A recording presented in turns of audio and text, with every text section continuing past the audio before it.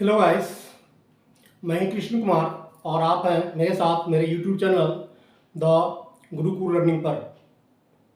आज मैं हिस्ट्री में नेक्स्ट लेसन को बताने जा रहा हूं। अगर आप किसी भी पेपर की तैयारी करते हैं like SSC, banking, CGL, PCS की कोई भी तैयारी कर रहे हो, जैसे डीएसएसपी हुआ, उत्तर प्रदेश लोकसभा हो गया, बीपीएससी का हो गया, किसी भी स्टेट की पीसीएस की तैयारी कर रहे हो तो मैं जो लाया हूँ आप लोगों के लिए जीएस में बहुत सारे सब्जेक्ट होते हैं, आपको पता ही है। हिस्ट्री है, ज्योग्राफी है, उसके अलावा इकोनॉमिक्स है, पॉलिटी है, बायोलॉजी है, बॉटनी है, फिजिक्स है। ये सारे सब्जेक्ट जीएस में आते हैं, तो मैं सारे कवर करने की कोशिश करूँगा। प्लस करंट अफेयर भी मैं आपको इस पर डालता हूँ, आपको पता है अगर आप मेरे साथ जुड़े हैं तो। और जो बच्चे सीटेट की तैयारी करते हैं तो मैं आपको ये बताना चाहता हूँ, जो बच्चे आप सीटेट की तैयारी करते हैं तो मैं एजुकेशनल साइकोलॉजी की जो टॉपिक है मैं इस पर डालता हूँ। मेरी वीडियो में आप देखते होंगे कि एजुकेशनल साइकोलॉजी का जो मैं वीडियो डालता हूँ तो मेरा पर्पस वो होता है कि बच्चे सीटेट क्लियर करें। आप कैसे क्लियर करोगे तो आपको मैं बताता हूँ। अभी आप देखो, जो अभी जस्ट जो जुलाई में जो पेपर हुआ था, आपने देखा है जब पेपर सेकेंड में जो कुछ बच्चे जो फॉर्म भरे थे, करीब करीब 14 लाख बच्चे सेकेंड पेपर उन्होंने फिलअप किया था, और 14 लाख में से करीब करीब 11 लाख बच्चे पेपर में एडमिट हुए थे, और जो सक्सेस है उसमें मात्र 1 लाख, मतलब कि 11 लाख में 1 लाख बच्चे सीटेट क्लियर किए हैं। मतलब यह है कि अगर आप जहाँ से भी तैयारी करते हो तो क्या ऐसा नहीं है कि आप तैयारी करते हो गलत करते हो, क्योंकि अगर आपका जो साइकोलॉजी है, अगर साइकोलॉजी में आपका बेस सही नहीं है, जो कंटेंट है उसको आप नहीं पढ़ते हो, क्योंकि उसी के बेस पर क्या होता है, जो सीडीपी होता है उसी के बेस पर होता है।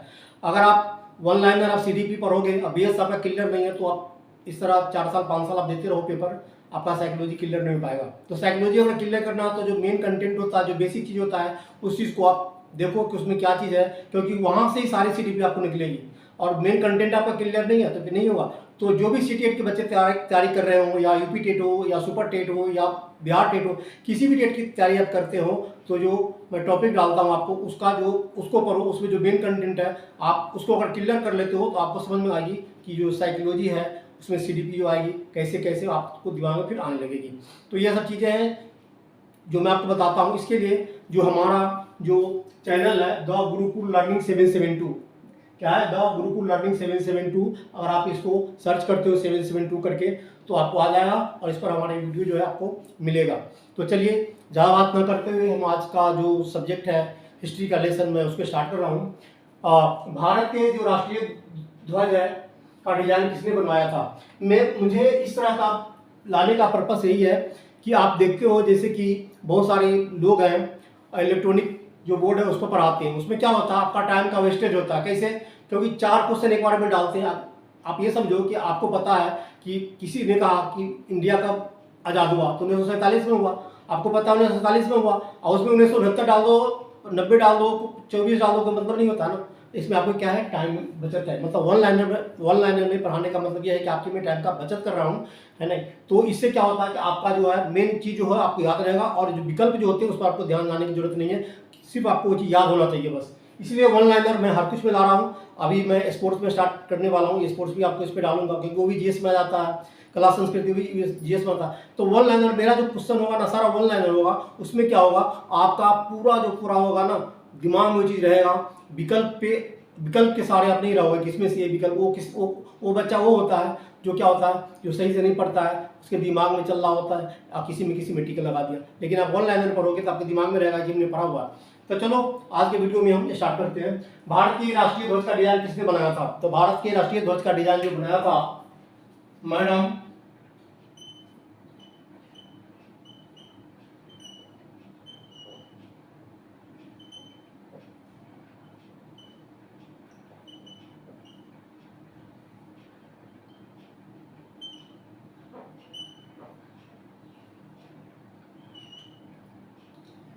भारत के राष्ट्रीय ध्वज का डिजाइन किसने बनाया था? तो मैडम भिखाजी कामा ने। देख लो, बहुत इंपोर्टेंट ये क्वेश्चन है। भारत के राष्ट्रीय ध्वज का डिजाइन जो बना हुआ है, जो भारत का राष्ट्रीय ध्वज है उसमें 3 कलर है, आपको पता है। तो डिजाइन जो बनाया था उनका नाम था मैडम भिकाजी कामा। नेक्स्ट क्वेश्चन की तरफ हम बढ़ते हैं। भारत के राष्ट्रीय पंचांग जो है किस संवत पर आधारित है? तो भारत के जो राष्ट्रीय पंचांग है, आप ये देख लो,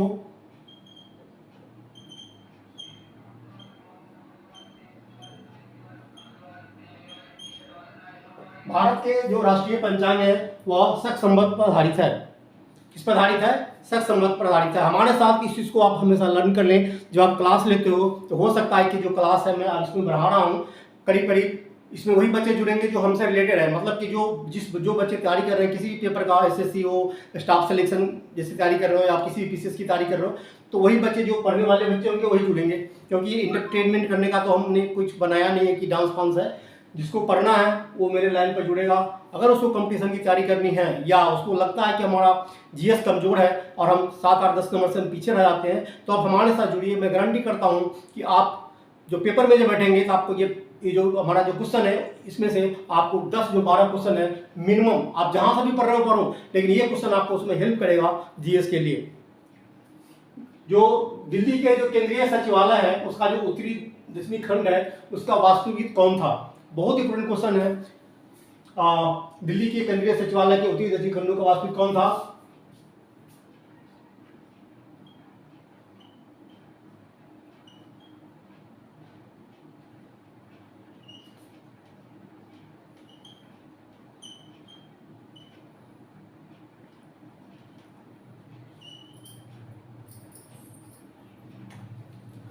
भारत दिल्ली के केंद्रीय सचिवालय के उत्तरी दक्षिणी खंडों का जो वास्तविक था वह एडवर्ड लुटियंस था।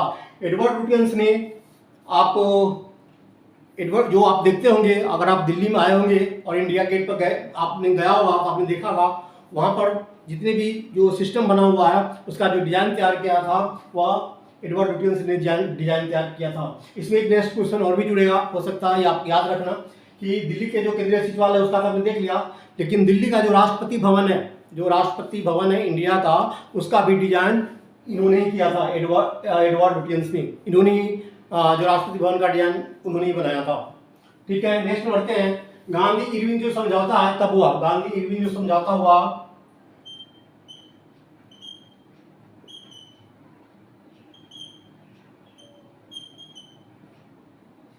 5 मार्च 1931। 5 मार्च 1931 को गांधी इरविन समझौता हुआ था। गांधी इरविन समझौता कब हुआ था? 5 मार्च 1931 को, याद रखना यार। उसके अलावा जो गांधी इरविन समझौता किससे संबंधित है? तो ये संबंधित है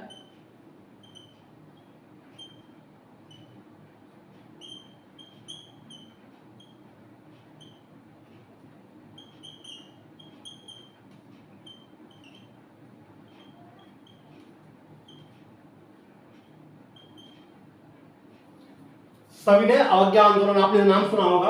गांधी इरविन जो समझौता संबंधित किससे है? सविनय अवज्ञा आंदोलन से संबंधित है। इसमें दो तरह का क्वेश्चन हो गया कि कब हुआ, तो 5 मार्च 1921 को गांधी और इरविन के बीच समझौता हुआ था। और गांधी इरविन समझौता किससे संबंधित है? अगर एक क्वेश्चन पूछे आप इसका जवाब आप ये देना है कि सविनय अवज्ञा आंदोलन से संबंधित है। नेक्स्ट क्वेश्चन की तरफ हम बढ़ते हैं। स्वतंत्र भारत का प्रथम गवर्नर जनरल, इस क्वेश्चन को आप ढंग से देखना। कई बार तो क्या होता है कि भारत का प्रथम गवर्नर जनरल, अगर भारत का प्रथम गवर्नर जनरल क्वेश्चन हुआ तो उसका आंसर अलग होगा, लेकिन उसमें अगर स्वतंत्र लगा हुआ है, स्वतंत्र भारत का प्रथम गवर्नर जनरल, तो लॉर्ड माउंटबेटन है।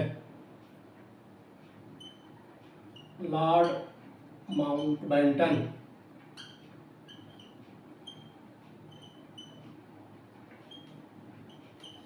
लॉर्ड माउंटबेटन स्वतंत्र भारत का प्रथम गवर्नर जनरल था। नेक्स्ट क्वेश्चन की तरफ हम बढ़ते हैं। नेक्स्ट क्वेश्चन जो है, भारतीय क्रांति की जननी किसे कहा जाता है? भैया भारतीय क्रांति की जननी कौन है? तो भारतीय क्रांति की जो जननी है श्रीमती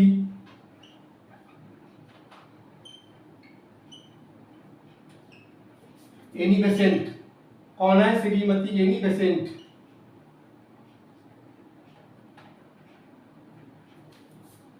भारतीय क्रांति की जननी कौन है? Shrimati Annie Besant. लर्न कर लेना इसका। नेक्स्ट जो है, गदर पार्टी के प्रमुख नेता कौन? गदर पार्टी के प्रमुख नेता है हरदयाल।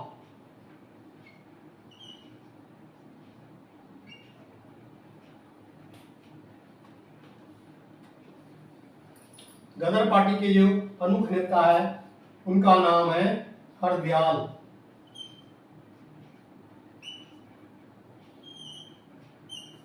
नेक्स्ट क्वेश्चन की तरफ बढ़ते हैं आप। नेक्स्ट जो क्वेश्चन है, मार्ले मिंटो रिफॉर्म्स किस वर्ष में प्रस्तुत? मार्ले मिंटो रिफॉर्म्स जो प्रस्तुत हुआ था वह 1919 में हुआ था।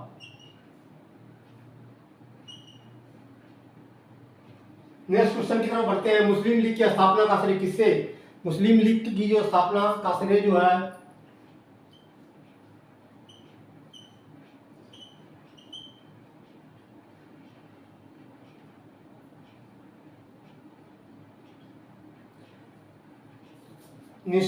जो मुस्लिम लीग की स्थापना का श्रेय किससे है? तो मुस्लिम लीग की स्थापना का श्रेय सलीमुल्लाह को है।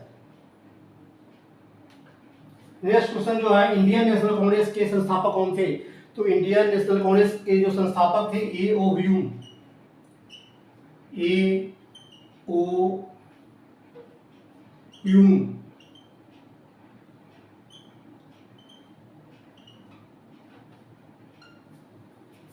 इंडियन नेशनल कांग्रेस के संस्थापक ए ह्यूम।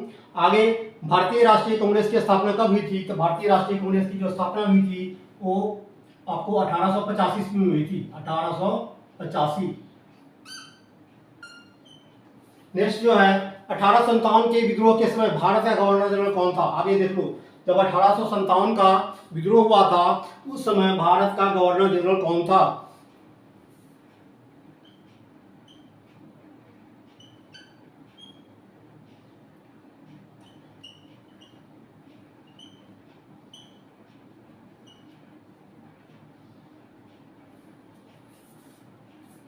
जो 1857 के विद्रोह का जो समय था उस समय जो गवर्नर जनरल था लॉर्ड कैनिंग था। और लॉर्ड कैनिंग को भारत का प्रथम वायसराय भी कहते हैं। मतलब जब जिस समय वो 1857 हो रहा था तो उस समय वह गवर्नर जनरल तो था ही, लेकिन उसको प्रथम वायसराय भी कहा जाता है। प्रथम वायसराय जो है लॉर्ड कैनिंग ही था भारत का, 1875 के समय जो बना था। चलो नेक्स्ट हम क्वेश्चन की तरफ आगे बढ़ते हैं। आर्य समाज की स्थापना किसने किया था? आप जानते होंगे आर्य समाज की स्थापना जो किया था दयानंद सरस्वती ने किया था।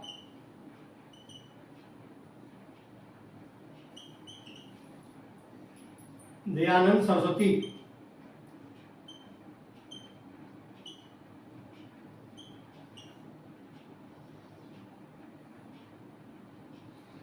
नेक्स्ट क्वेश्चन जो है, आर्य समाज की स्थापना कब हुई? आर्य समाज की जो स्थापना हुई थी वह 10 अप्रैल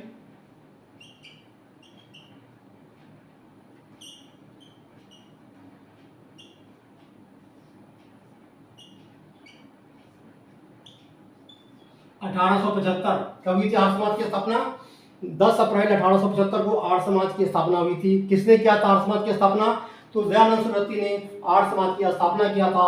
और आपको मैं ये बता दूं आर्य समाज किसके विरुद्ध में था? आर्य समाज किसके विरुद्ध में था? तो वह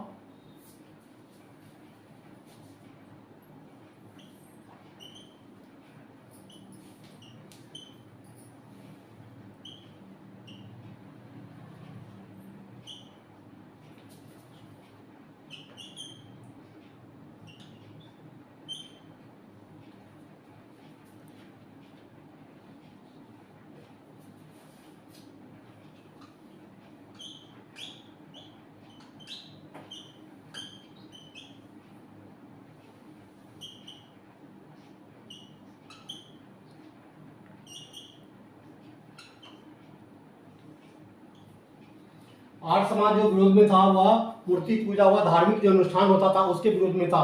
तो ये जो आपको क्वेश्चन है हिस्ट्री में बहुत इंपोर्टेंट क्वेश्चन सब जो मैं आपको डाल रहा हूँ, आपको बाद में अगर आप हमारे चैनल से पढ़ते हैं तो आपको बाद में ये पता चलेगा कि जो मैं वर्ल्ड लैंड जो स्टार्ट किया हूँ ये क्वेश्चन कोई ऐसा ऐसा क्वेश्चन नहीं है। आप ये समझना जो इतना इंपोर्टेंट क्वेश्चन मैं इस पर लेकर आता हूँ ये वो क्वेश्चन है जो कि अभी तक जितने भी जो पीसीएस के लेवल का एग्जाम हुआ या एसएससी के लेवल का एग्जाम हुआ, रेलवे का हुआ, ये जितने भी आप क्वेश्चन देखोगे ना आप कम से कम क्वेश्चन जो है 5-7 बार एक कंपटीशन में आ रखा है।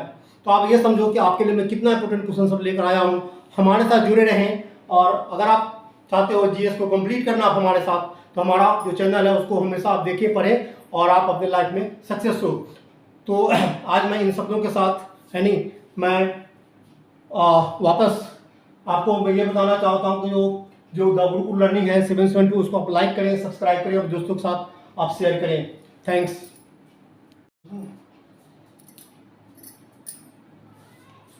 नेक्स्ट क्वेश्चन की तरफ बढ़ते हैं। 1857 के विद्रोह का नेतृत्व बिहार में किसने किया था? तो जो 1857 का जो विद्रोह हुआ था उसमें बिहार से जो नेतृत्व किया था उस राजा का नाम कुंवर सिंह है।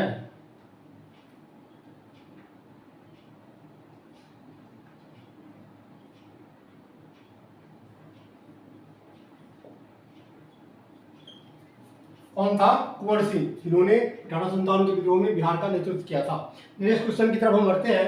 वल्लभ भाई पटेल को सरदार की उपाधि किस आंदोलन में दी गई थी? तो वल्लभ भाई पटेल को जो सरदार की उपाधि के आंदोलन दिया गया था उसका नाम था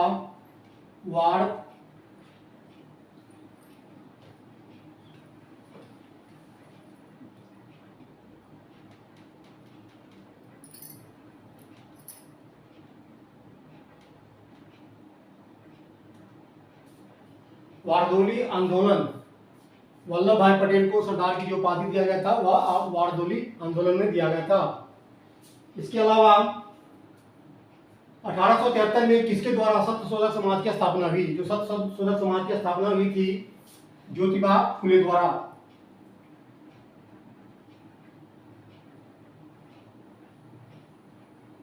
ज्योतिबा फुले, इन्होंने, ये महाराष्ट्र की रहने वाली हैं और इन्होंने सत्यशोधक समाज की स्थापना की थी। कब की थी? 1873 में। तो 1873 में ज्योतिबा फुले के द्वारा सत्यशोधक समाज की स्थापना की गई थी। नेक्स्ट क्वेश्चन, रामकृष्ण परमहंस की स्थापना कब हुई थी? तो रामकृष्ण परमहंस की जो स्थापना हुई थी 1 मई 1890। 1 मई 1890 को रामकृष्ण परमहंस की स्थापना हुई थी। और रामकृष्ण परमहंस की स्थापना किसने किया था? रामकृष्ण परमहंस की जो स्थापना किया था स्वामी विवेकानंद ने।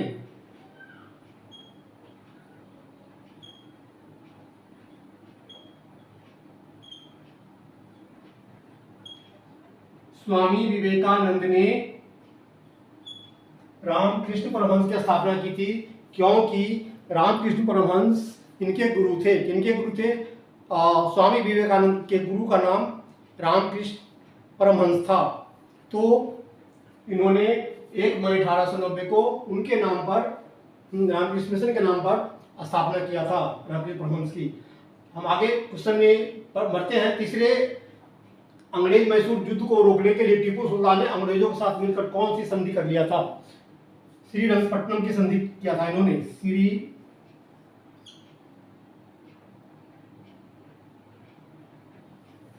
श्रीरंगपट्टनम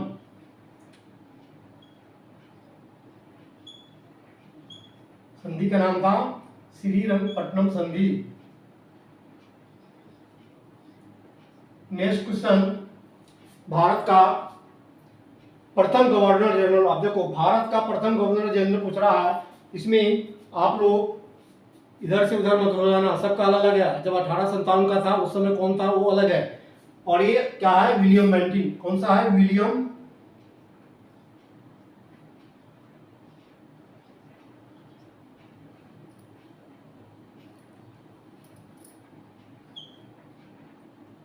बेंटिक।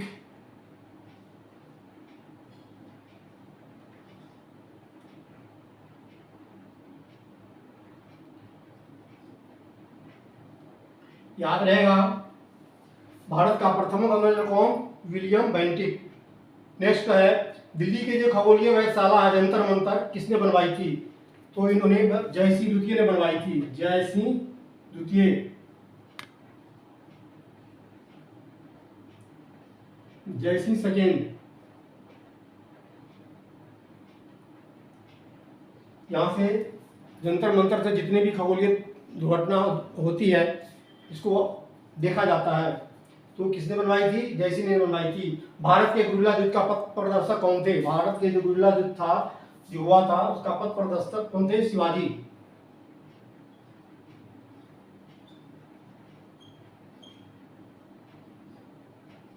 शिवाजी। शिवाजी के प्रशासन में पेशवा किसे कहा जाता था? शिवाजी के प्रशासन में जो पेशवा कहा जाता था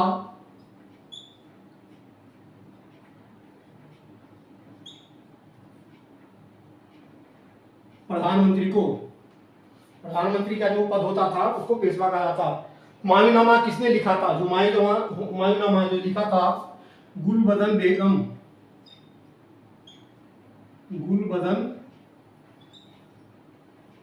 बेगम।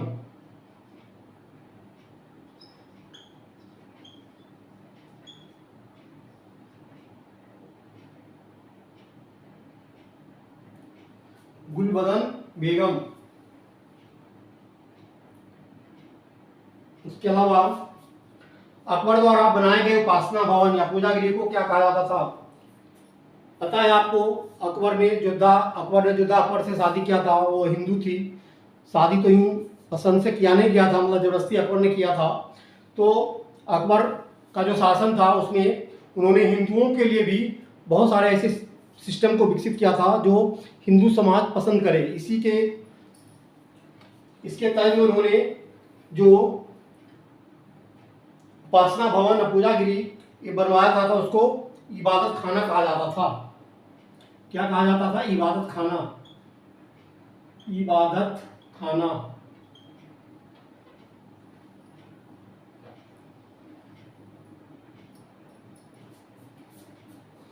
नेक्स्ट है, मुगल प्रशासन में मनसबदारी प्रणाली को किसने प्रारंभ किया था?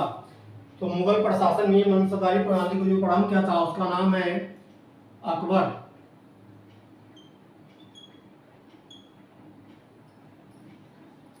नेक्स्ट है, 1498 में वास्को डी गामा भारत में कहाँ उतरा था? इस क्वेश्चन को आप इस तरह भी जानते हैं कि भारत की खोज किसने किया था? तो भारत की खोज जो किया था वास्को डी गामा नहीं किया था। भारत की खोज कब किया था? 1498 में किया था। और जब 1498 में वास्को डी गामा जब भारत में आया था तो उसको जगह का कौन सा नाम था? उस जगह का नाम था कालीकट।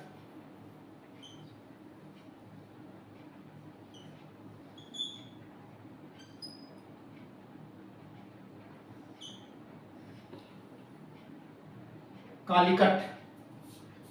रामचरितमानस के लेखक तुलसीदास किसके शासनकाल से संबंधित है? अकबर। जो घटना उस समय हो रही थी, उस समय यहाँ का राजा कौन था? अकबर ही था। कौन? अकबर, जो मुस्लिम शासन था जिसमें तुलसीदास ने रामचरितमानस की रचना किया था। तो ये सारे क्वेश्चन हैं, वन लाइनर क्वेश्चन है। इस वन लाइनर क्वेश्चन को आप जितने भी मैं आपको क्लास में देता हूँ, इवन आपका 20, 25, 30 पर लगता है तो हमारे साथ तो लगाए, क्योंकि कुछ पाने के लिए कुछ खोना पड़ता है। तो टाइम आप लगाएंगे तो हो सकता है आप अपना जो आपका कंपटीशन है वो आपका क्लियर हो जाए। तो आप इसके लिए हमारे साथ जुड़ते हैं, उसके लिए आप जो हमारा चैनल है आपका द गुरुकुल लर्निंग 772 जो है उसको आप लाइक करें, सब्सक्राइब करें और अपने दोस्तों के साथ शेयर करें। Thanks for watching.